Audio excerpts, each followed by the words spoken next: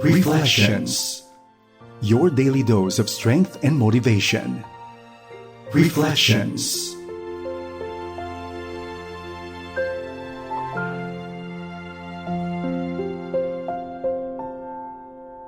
Isang mapagpalang araw sa iyo, kaibigan. Kumusta ka na? Sana'y nasa mabuti kang kalagayan at handang sumama sa akin sa loob ng 30 minuto upang tayo po'y magbulay-bulay sa salita ng Diyos sa araw na ito from 1 Thessalonians 5:18.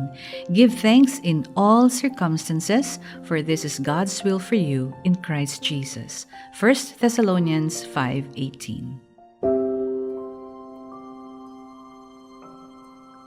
Kumusta po ang pasok ng linggong ito sa inyo? I hope na kayo po ay nasa mabuting kalagayan at nasa okay lang na sitwasyon. Para po sa iba, itong linggo po na to ay naging kakaiba at medyo mabigat.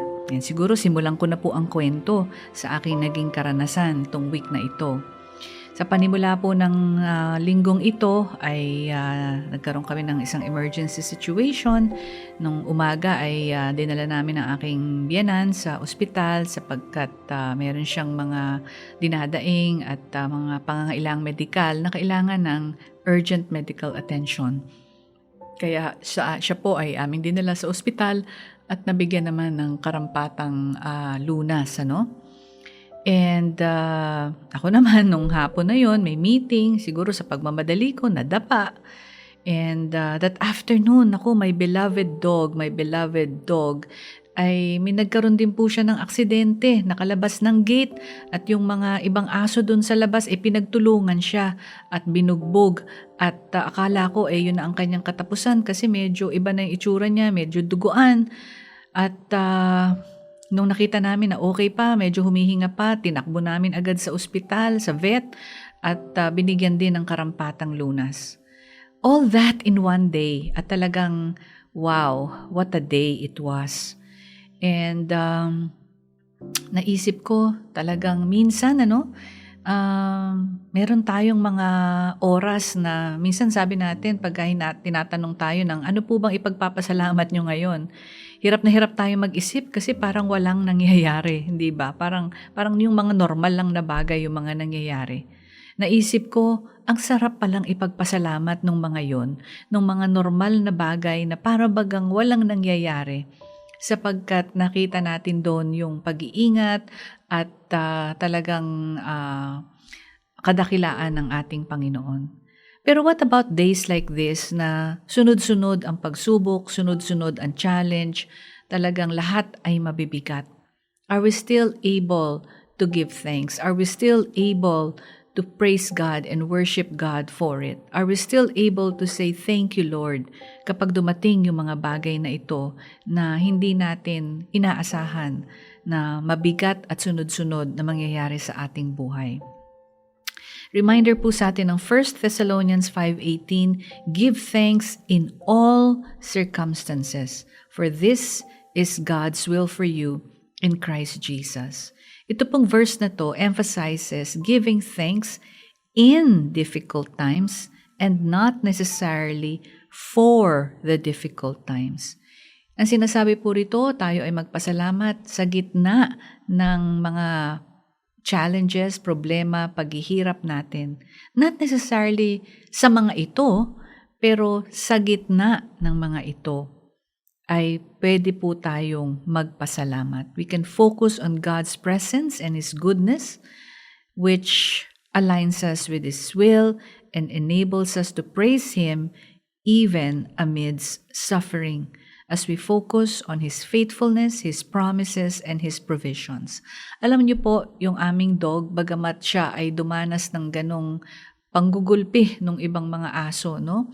At first time po niyang naranasan yan in his senior year and our heart bleeds for him kasi talagang duguan siya at talagang hindi niya akalain na mangyari sa kanya yan kasi very playful po itong aming dog na ito and hindi siya exposed sa mga away-away ng ibang aso. And so he was in shock, he was traumatized. Pero alam niyo po, bagamat nangyari yan, I still praise God kasi nakita ko po yung kamay ng Panginoon na gumabay sa amin. Una, nakapag-drive ako ng maayos, Nakaabutan namin yung vet na paalis na, no? Paalis na po siya, buti na abutan namin. At nabigyan ng karampatang atensyong medikal ang aming dog na si Sparky.